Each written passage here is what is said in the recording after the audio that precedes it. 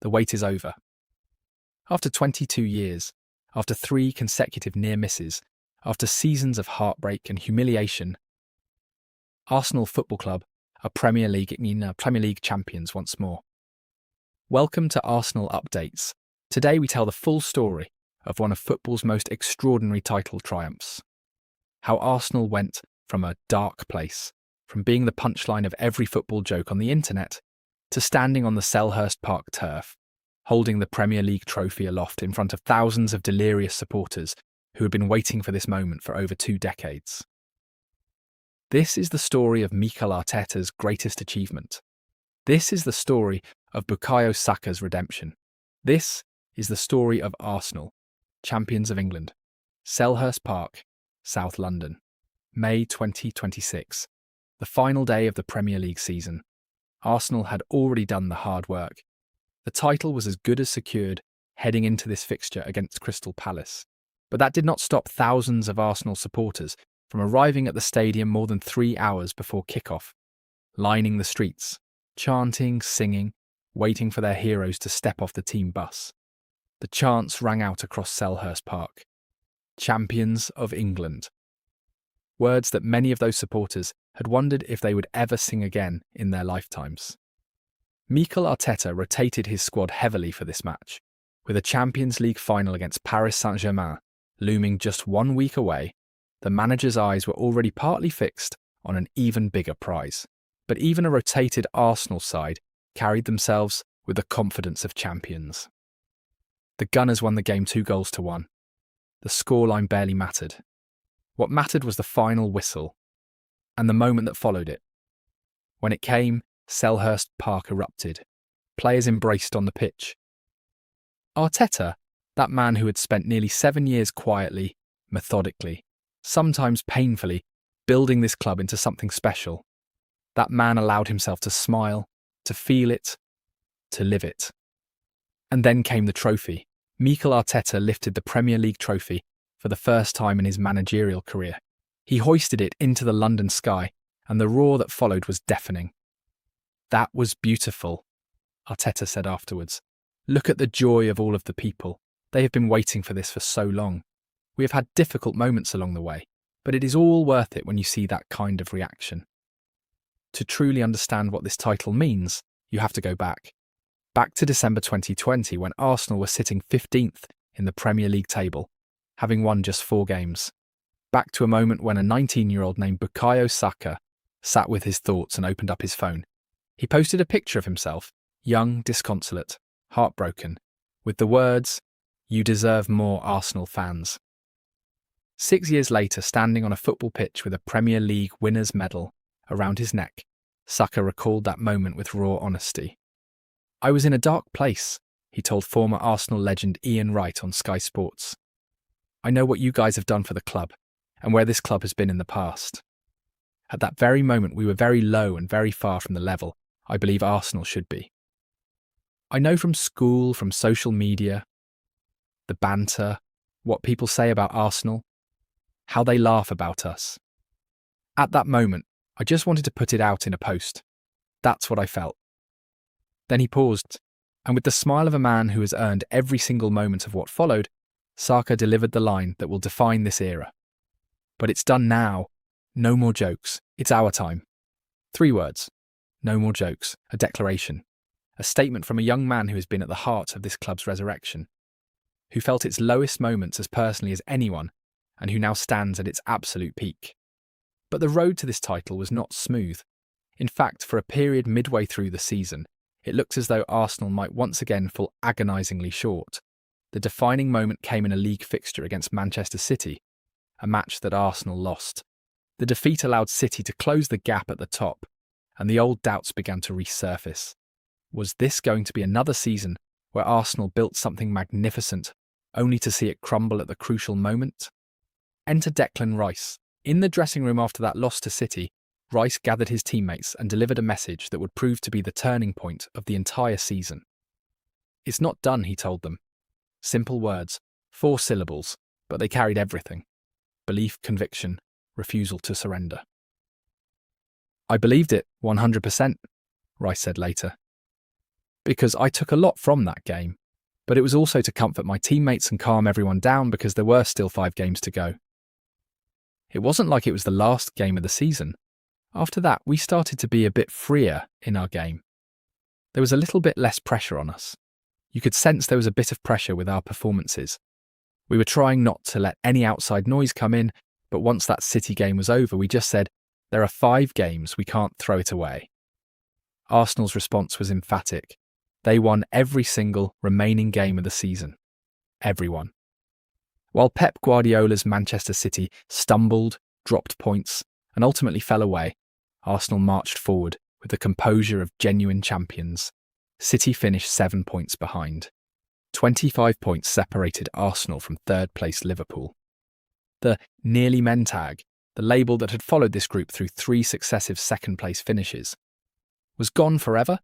None of this happens without Mikel Arteta. When the Spaniard arrived at Arsenal in December 2019, he inherited a club in crisis. Morale was shattered. The squad was bloated with underperformers. The football was directionless. Supporters were angry, confused, and losing faith. What followed was one of the most methodical, patient rebuilding jobs in Premier League history. Arteta's first task was cultural. He demanded standards. In training, in professionalism, in mentality. Players who did not meet those standards did not stay. The dressing room was stripped back and rebuilt from the ground up around young, hungry, committed footballers who believed in what the manager was trying to create. Slowly, painfully, the results began to follow. A first FA Cup triumph, a Community Shield, a return to European football. Then, in 2022 and 2023, the Premier League top 4 push. And then, 3 consecutive second-place finishes that each told a slightly different version of the same story.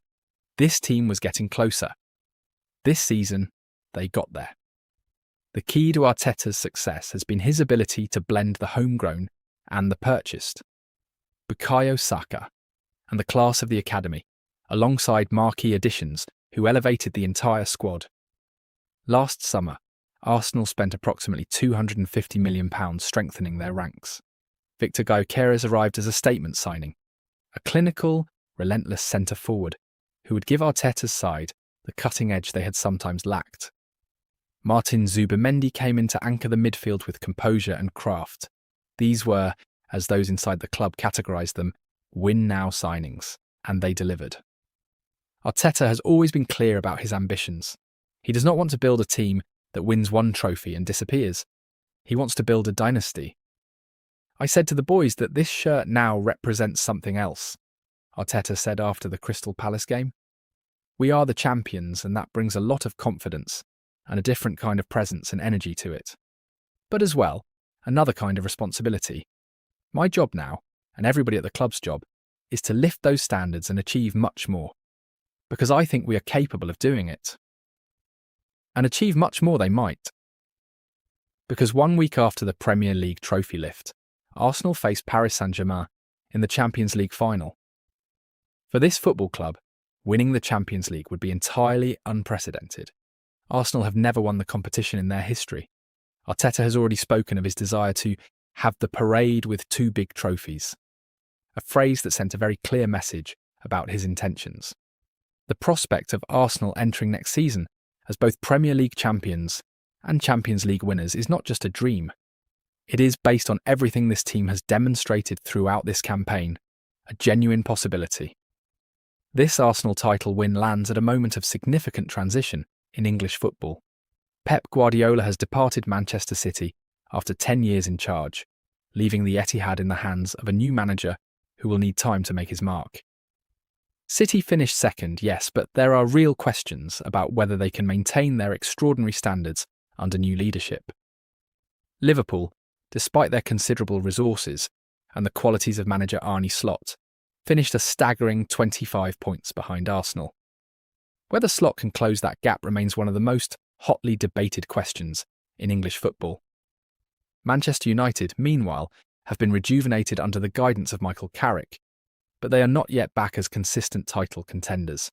Chelsea had a disappointing campaign and finished mid-table, a long way from where their owners expected them to be. The landscape, for the first time in a very long time, looks genuinely open, and Arsenal are perfectly positioned to dominate it. The ownership group at Arsenal have made their position clear. Co-chair Josh Kroenke stood pitchside as the trophy was lifted and spoke without hesitation about the club's commitment. "If anyone deserves this, it's this group," Kroenke told Sky Sports.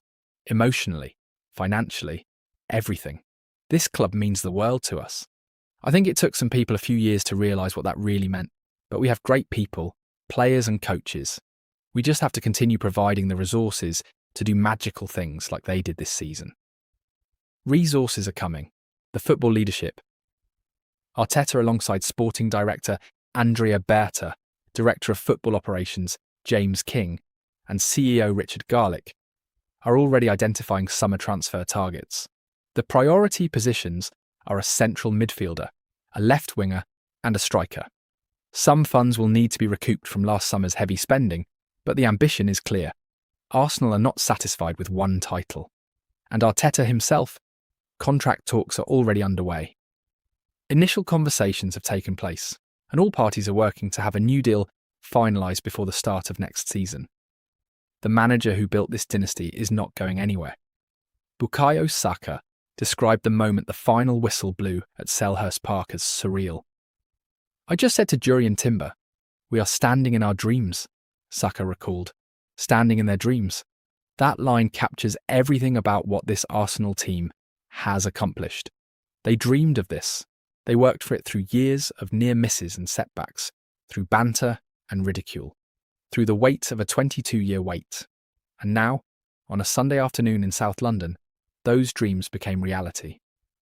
22 years ago, Arsène Wenger's Invincibles won the last of Arsenal's 3 title triumphs of that era. A whole generation of supporters has grown up never seeing their club lift the Premier League trophy. For them, this moment is not just a sporting achievement. It is a restoration of identity, of pride, of belief.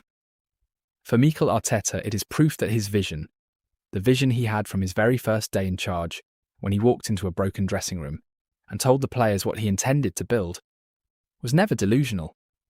It was always real. For Bukayo Saka, it is the answer to a post he made in December 2020 when he was a teenager in a dark place, looking at a club he loved going nowhere. No more jokes. It's their time. Arsenal are Premier League champions, and if everything this season has shown us is any guide, they are only just getting started. Don't forget to like, subscribe, share this video, and drop a comment below. Are Arsenal about to become the most dominant club in England? Let us know what you think. Thank you for watching Arsenal Updates. We'll see you in the next one.